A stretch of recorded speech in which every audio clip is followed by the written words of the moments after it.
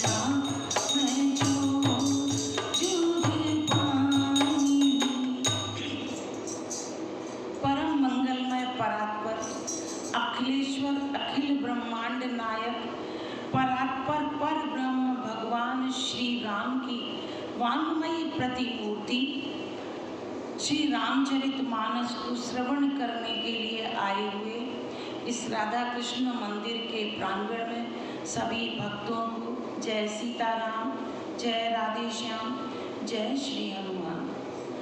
कल तक हमने सुना कि पार्वती जी शिव जी से कहती हैं कि हे नाथ, आपकी चंद्रमा जैसी गुणों के समान शीतल वाणी सुनकर मेरा अज्ञान दूर हो गया। हे नाथ, यदि आप मुझ पर अब प्रसन्न हैं तो भगवान ने मनुष्य शरीर क्यों धारण किया, मुझे इसके बारे में कृपा करके बतलाइए। तब शिव जी ने कहा कि हे पार्वती, निर्मल रामचरितमानस की मंगलमयी कथा सुनो, जिसे काग भुसुंडी जी ने कहा और पक्षियों के राजा गरुड़ जी ने सुना। क्योंकि राम कथा ऐसी ही है, राम कथा बहुत सुंदर है। किसी कवि ने लिखा भी है, कथा राम की है, कथा राम की है, कल्याणकारी। कथा राम की है, कल्याणकारी, मगर ये करेगी असर धीरे धीरे, मगर ये करेगी असर धीरे धीरे। अहंकार मद मोह, अहंकार मद मोह फैला जो भीतर, उतारेगी सारा असर धीरे धीरे, उतारेगी सारा जहर धीरे धीरे। कथा राम जी की है, कथा राम जी की है, कल्याणकारी, मगर ये करेगी असर धीरे धीरे, मगर ये करेगी असर धीरे धीरे। उसी जी कहते हैं राम की कथा बहुत ही सुंदर है, बहुत ही पावन है। ना पैसा लगता है, ना रुपया लगता है, ना पैसा लगता है, ना रुपया लगता है। राम राम बोलिए बड़ा अच्छा लगता है, हाँ राम राम बोलिए बड़ा अच्छा लगता है। ना पैसा लगता है, ना रुपया लगता है, ना पैसा लगता है, ना रुपया लगता है।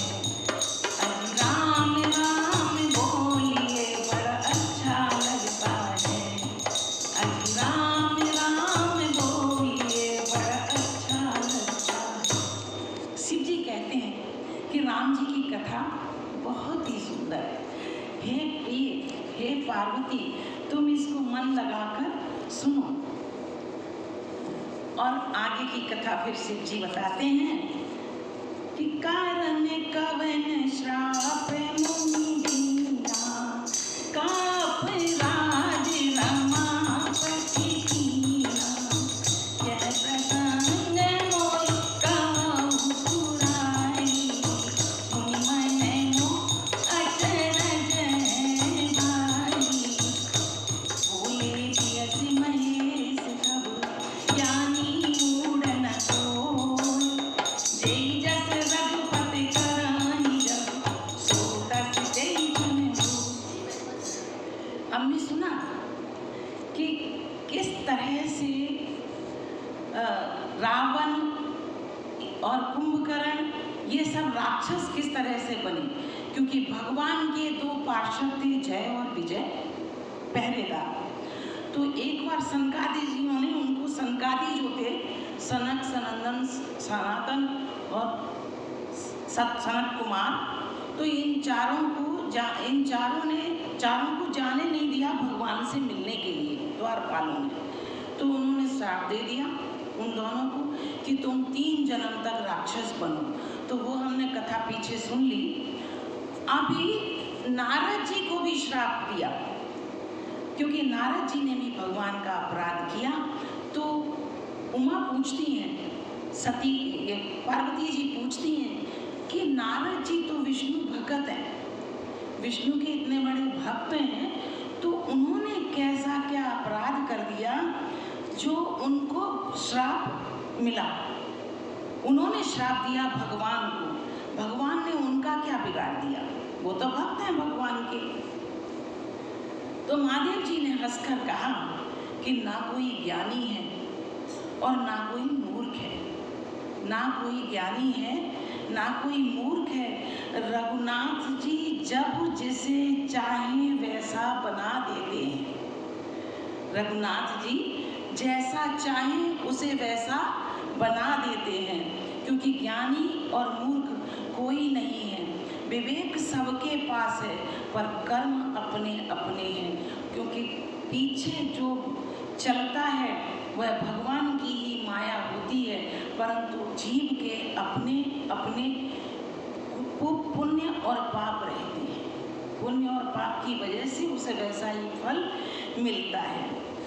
तो हिम गिरि गुहाए के अति पावै, वह समीप सुर सरी सुहावना, आश्रम परम पुनीत सुहावा, देख देव ऋषि मन अति भावा, निरति शैल सत विपन विभागा, भयो रमापति पद अनुरागा, सुमिरत हरहि श्राप गति बाधी, सहज विमल मन राहि समाधि, मुनिरति देख सुरेश डराना, कामहि बोले कीन सनमाना, सहित साहब जाओ मम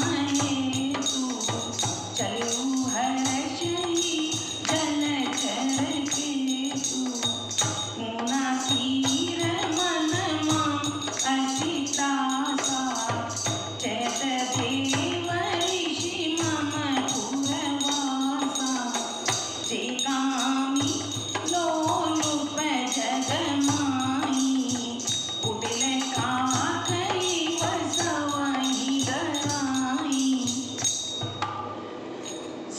शिव जी बताते हैं पार्वती जी को कि हिमालय पर्वत पर एक बहुत ही सुंदर गुफा थी। हिमालय पर्वत में एक बहुत ही सुंदर गुफा है। उस गुफा के किनारे से गंगा जी बह रही है। बड़ा पावन वहाँ का चित्रण है और वह परम शीतल आश्रम देखकर नारद जी के मन को बहुत ही सुंदर लगा।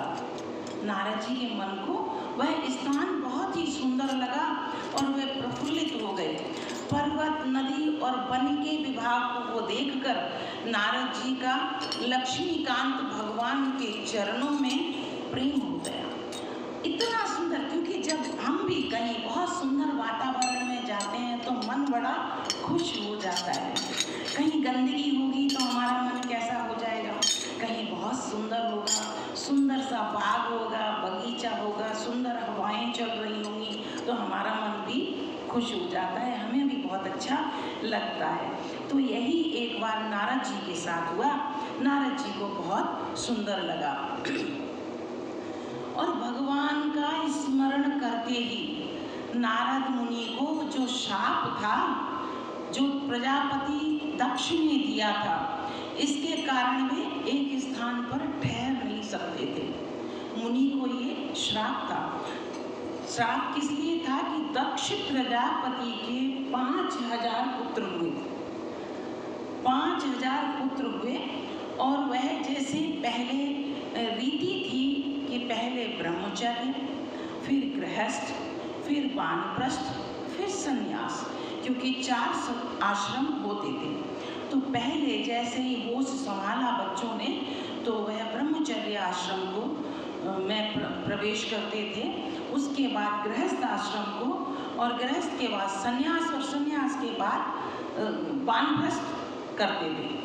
तो जैसे ही दक्ष प्रजापति के बच्चे लड़के वह तपस्या करने जाएं और बीच में ही नारद जी उनको रोक लें कि रुको, कहाँ जा रहे हो, इस संसार में रखा क्या है, जाओगे, विवाह करोगे, संतति पैदा करोगे, फिर उन बच्चों की नाक मुंह पोंछते रहना, यही कर्म है संसार में। तो इस संसार के कर्म को करना ही क्यों है, अच्छे से तपस्वी बन के रहो। वह उपदेश कर दें और दक्ष प्रजापति के सारे बच्चे वापस संन्यास ग्रहण करके चले गए।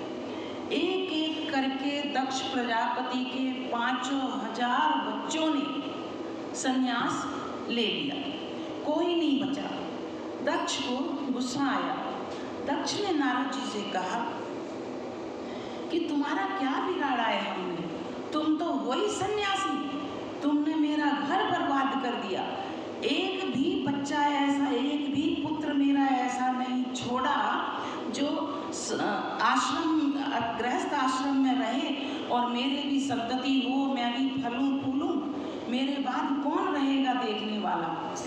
इस बात को लेकर दक्ष प्रजापति ने नारद जी को ये श्राप दे दिया था कि जाओ, आज से तुम एक पल के बाद कहीं भी नहीं ठहर पाओगे, तुम हमेशा चलते ही रहोगे, एक पल से ज़्यादा तुम्हारा निवास कहीं नहीं होगा। ये दक्ष प्रजापति ने श्राप दिया। तो जब ये श्राप दिया तो वो उनकी जब भगवान से लौ लग गई तो वो श्राप तो पीछे रह गया और वहाँ पर नारद जी की समाधि लग गई। समाधि लग गई जब नारद जी की, तो नारद मुनि की स्थिति देखकर देवराज इंद्र घबरा गया, क्योंकि देवराज इंद्र को तो हमेशा यही डर लगा रहता था कि किसी ने यज्ञ किया, किसी ने तपस्या की कि ये जरूर मेरे इंद्रलोक का राज्य चाहता है, मेरी गद्दी छीनना चाहता है, उसे हमेशा यही डर लगा रहता था। तो अपने सहकर्मियों को बुलाकर उन्होंने कहा कि भाई ये नारद जी की तपस्या भंग करो, ये नारद जी की तपस्या लगनी नहीं चाहिए ज़्यादा, इसको भंग करो। और यह सुनकर उसने कामदेव को बुलाया, कामदेव को बुलाया और कहा कि तुम ऐसी लीला रचो ताकि नारद जी को भी काम सताने लग जाए और ये यहाँ से उठें, और ताकि मेरी इंद्रपुरी बचे, मेरा लोक बचे, देवलोक बचे। इंद्र के मन में यह डर हुआ कि देवर्षि नारद मेरी पूरी अमरावती को छीनना चाहते हैं। और कुटिल कौवे की तरह, क्योंकि जो कामी होता है, इंद्र का चरित्र सबको मालूम है कि सुरा और सुंदरियों में भी हमेशा घिरा रहता था। तो जो खुद जैसा होता है, तो यहाँ पर तुलसीदास जी ने भी एक जगह लिखा है कि जाकी रही भावना जैसी और प्रभु मूरत देखी तिन तैसी। क्योंकि जैसा ये संसार में भी अभी भी यही है कि जो जीव खुद जैसा होता है, सामने वाले को भी वैसा ही समझता है। वैसे यदि कोई चोर है तो उसे दुनिया चोर नजर आएगी, यदि कोई कामी है तो उसे पूरी दुनिया कामी नजर आएगी, यदि कोई धर्मात्मा है तो उसे पूरी दुनिया धर्मात्मा ही नजर आएगी। तो जैसे कि कुटिल कौवे की तरह सब डरते हैं ऐसे लोग, और डर भी सच्चे इंसान को नहीं लगता ज़्यादा। सच्चा इंसान, क्योंकि वह सपने में भी सोचेगा तो उसे सोचने की ज़रूरत नहीं है कि मैंने सामने वाले से क्या बोला था। जो लोग झूठ बोलते हैं उन्हें सोचना पड़ता है कि उस इंसान से मैंने क्या कहा, उस इंसान से मैंने क्या कहा, तो वे डरते नहीं हैं। सूक हाड़ ले भाग सके स्वान निरख नगराज, छीन ले जनि जान जड़ तीन सुर पतई न लाज। जैसे मूर्ख कुत्ता सिंह को देख ले, शेर को देख ले और उसके पास एक सूखी हुई हड्डी पड़ी हो, सूखी हुई हड्डी पड़ी हो, तो वह लेके भागता है कि कहीं ये शेर आया, ये मेरी हड्डी लेके ना भाग जाए, है ना। जबकि शेर तो ऐसी सूखी भूखी हड्डी को लेता भी नहीं, क्योंकि वो तो ताजी माल खाता है हमेशा। तो मूर्ख ये समझे कहीं कि कहीं उस हड्डी को सिंह छीन न ले, वो कुत्ता ऐसे सोचता है। और वैसे ही इंद्र को नारद जी मेरा राज ना हड़प लें, मेरा अमरावती का राज ना हड़प लें, ऐसा सोचने लगा। और उसे ऐसा सोचते हुए लाज भी नहीं आई, शर्म भी नहीं आई। और तेही आश्रम मदन जब गयो निज माया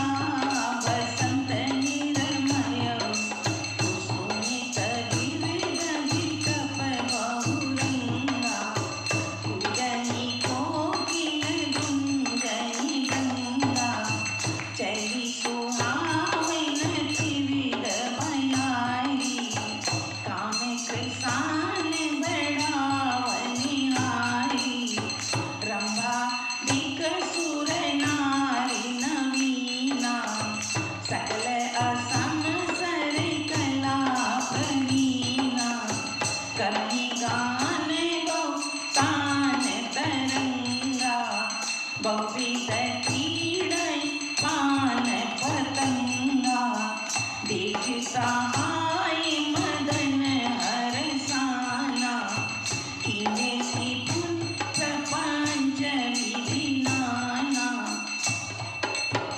ऐसे ही जब इंद्र ने कामदेव को बोला कि जाके नारद जी की समाधि को हटाओ, तब कामदेव उस आश्रम में गया जहाँ पे नारद जी अपनी समाधि लगाए हुए बैठे थे। तब उसने अपनी माया से वहाँ वसंत ऋतु उत्पन्न कर दी। तरह तरह के वृक्षों पर रंग बिरंगे फूल खिल गए और उन पर कोयलें कूकने लगीं और भौरे गुंजायमान होने लगे। मधुमक्खियाँ सुंदर सुंदर फलों पर फूलों पर से पराग लेने लगीं। कामाग्नि को भड़काने वाली 3 प्रकार की शीतल, सुगंधित और मंद मंद हवा चलने लगी। सुहावनी हवा चलने लगी जब, तो रंभा जो देवांगनाएं थीं उनको भेज दिया वहाँ पर कि तुम जाकर नारद जी के आसपास जाके नृत्य करो। तो वहाँ का वातावरण उस समय बहुत ही रमणीक हो गया और वे बहुत प्रकार की 3 तरह के साथ में गाने गाने लगी और तरह तरह के सुंदर सुंदर वाद्य बजाने लगी और हाथों में गेंद लेकर तरह तरह के वहाँ पर खेल खेलने लगी। कामदेव अपने इस सहायकों को देखकर बहुत प्रसन्न हुआ, क्योंकि सब कामदेव की सहायता करने के लिए ही तो गए थे। इंद्र ने भेजा था उनको और नाना प्रकार का माया जाल कामदेव बिछाने लगा। काम कला कछु सुनई न जाती, निर्भय डरे मनो भव पापी, सीमती चापी सचई को तासु, बड़ रखवारी रमापति जासु, सहित साय सभी तयति, मानिहार मन में दहिसी जाय मुनि चरण तब, कहि सुख आरत में। परंतु कामदेव की कोई भी कला मुनि पर असर नहीं की। क्यों नहीं की? कि प्रभु की कृपा थी नारद जी के ऊपर उस समय तक। उस समय कृपा थी नारद जी पर। आगे बड़ा ही इनका चरित्र आएगा नारद जी का सुनने में। तो उस समय तक प्रभु की कृपा थी, क्योंकि प्रभु का ध्यान कर रहे थे ना नारद जी, इसलिए प्रभु के ध्यान में मग्न थे। तो कामदेव का कोई असर उनके ऊपर नहीं हुआ और कामदेव भय से डर गया कि अब मैं वापस जाऊंगा तो इंद्र मेरा क्या हाल करेगा। डर गया। लक्ष्मीपति भगवान जिसके बड़े रक्षक हों तो उसका क्या कोई बिगाड़ सकता है। हम जीव का भी जब भगवान रक्षक हो तो हमारा कोई कुछ भी नहीं बिगाड़ सकता। तब अपने सहायकों के साथ कामदेव ने बहुत डर कर, अपने मन में हार मानकर और बहुत ही दीन वचन कहते हुए मुनि के चरणों को जाके पकड़ लिया। नारद जी के चरणों में विनती करने लगे। भयो न नारद मन कछु रोता, कल्पिय वचन काम परितोषा, नारी चरण से आय सुखाई, गयो मदन तब सहित समाई, मुनि सुशीलता आपनी करनी, सुरपति समा जाय सवरनी, सुनत बैठे मन अचरज आवा, मुनहि प्रशंस हरहि सिरुनावा, तब नारद गवनी शिव पाई, जीता काम हित मन माही, मारे चरि शंकरहि सुहाए, अति प्रिय जान महेश सिखाए, बारे बार बिनवो मुनि तोई, जिन्हें कथा सुनाए मोई, तिन जन हरई सुनावहु कवहु, चले प्रसन्न दुराए तवहु। अब क्या हुआ, जब कामदेव ने नारद मुनि के पैर पकड़ लिए तो नारद मुनि के मन में तभी से घमंड आने लगा, अहंकार आने लगा उनके मन में कि मैंने तो कामदेव को जीत लिया, ये तो हार मान के मेरे चरणों में गिर गया। धीरे धीरे वहीं से अहंकार का बीज पड़ गया। नारद जी के मन में कुछ भी क्रोध नहीं आया, तब बिल्कुल क्रोध नहीं आया। उन्होंने प्रिय वचन कहकर कामदेव का समाधान किया। तब मुनि के चरणों में सिर नवाकर उनकी आज्ञा पाकर कामदेव अपने सहायकों के साथ लौट गया।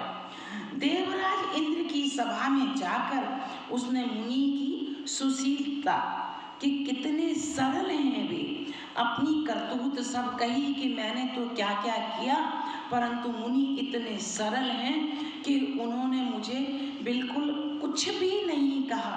क्योंकि एक बार यही पीछे कथा चली गई निकल के, जब सुनी है आप लोगों ने, कि जब यही कामदेव ने शंकर जी के लिए यही लीला की थी तो शंकर जी ने क्रोध में आकर कामदेव को जला दिया था, परंतु नारद जी ने उसको कुछ नहीं कहा, क्षमा कर दिया। इसलिए वह अत्यंत प्रसन्न हुआ और नारद जी की बड़ाई करने लगा इंद्रलोक में जाके। तब नारद जी उसके बाद उस तपस्या से उठ के शिव जी के पास गए और उनके मन में इस बात का अब अहंकार शुरू हो गया कि मुझ पे तो कामदेव भी कोई असर नहीं करता। उन्होंने कामदेव के चरित्र शिव जी को सुनाए जाकर कि कामदेव ने क्या किया और मेरी तपस्या भंग नहीं हुई और मैंने कुछ नहीं, मतलब मैं उसके प्रभाव में नहीं आया। ये महादेव जी को सुनाने लगे। ये जानकर शिव जी ने जब पूरा वृत्तांत सुना तो नारद जी को शिक्षा दी। नारद जी से कहा कि हे मुनि, तुमने मुझसे जो बार बार ये बात आपने बताई है कि कामदेव ने ऐसा किया, कामदेव ने वैसा किया और मुझ पर कोई असर नहीं हुआ, क्योंकि मैं जहाँ आ जाती है तो भगवान चाहते हैं कि इस जीव की मैं हटानी चाहिए, मैं नहीं होनी चाहिए। मैंने ये किया, मैंने वो किया, ऐसे ही हम सांसारिक जीव कहते हैं, क्योंकि करते तो सब कुछ प्रभु हैं। मेरा नाम हो रहा है, करते हो तुम कन्हैया और मेरा नाम हो रहा है। तो वैसे ही नारद जी के ऊपर